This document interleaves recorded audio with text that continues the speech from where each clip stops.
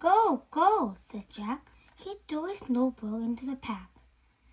He pushed Annie toward the rope ladder. Bye, Henry, she said. Go, said Jack. He gave Annie a big push. Quit it, she said, but she started up the ladder. Jack scrambled after her. They tumbled into the treehouse. There were paintings as they looked out the window at the dinosaurs. He was standing on a hilltop, eating flowers and trees. Oh man, whispered Jack. We are in a long time ago. The dinosaurs looked like a huge rhinoceros. Only he had 3 holes instead of 1, 2 long ones above his eyes and 1 in his nose. He had a big shield-like things behind his head. Triceratops, said Jack. Does he eat people? Whispered Annie. I'll look it up. Jack grabbed the dinosaur book. He flipped through the pages. There, he said. He pointed to the picture of the Triceratops. He read the caption. The Triceratops lives in a late centuries period. The plant-eating dinosaurs weighed over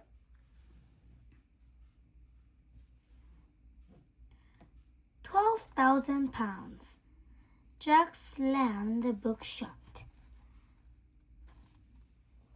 Just plants, no meat. Let's go see him, said Annie. Are you nuts? Said Jack. Don't you want to take a note about him? Said Annie. We're probably the first people.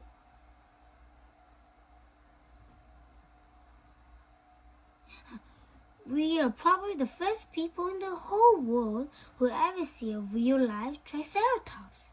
Jack sighed. She was right. Let's go, he said.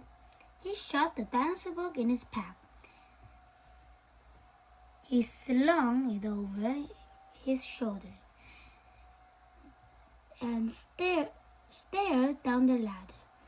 On the way down, Jack stopped. He called up Annie.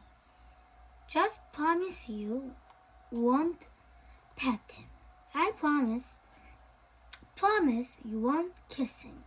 I promise you won't talk to him.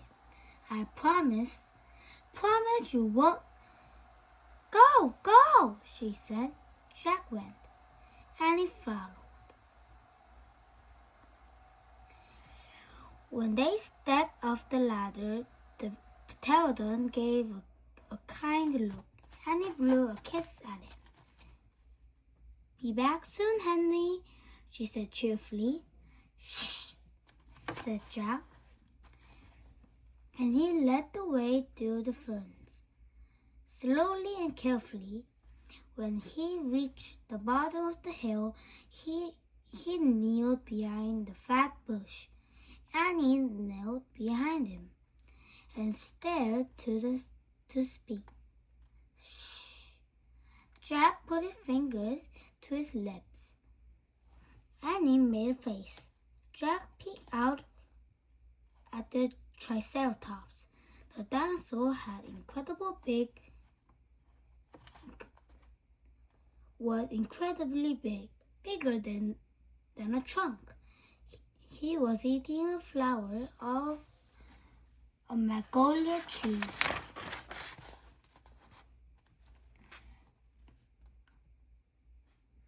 Jack slipped his notebook out of his pack. He wrote, "Eats flowers." Annie nudged him. Jack ignored her. He studied the Triceratops again. He wrote, "Eat slowly."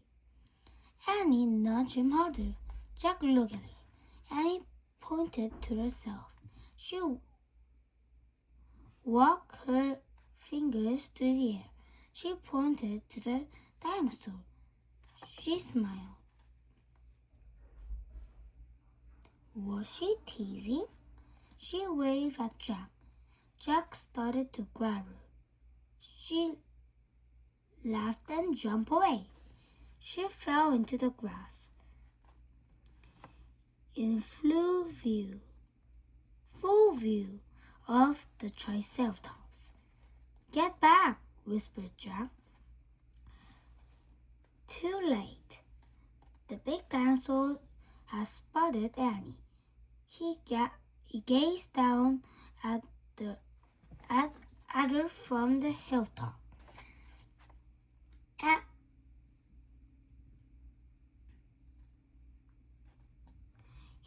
He gazed down at her from the hilltop. Half of magnolia flowers was sticking out of his mouth. Oops, said Annie. Get back, Jack shouted at her. He looked nice, Jack. Nice? Watch out of his horns, Annie. No, he's nice, Jack. Nice? But the Triceratops just gazed calmly down at Annie.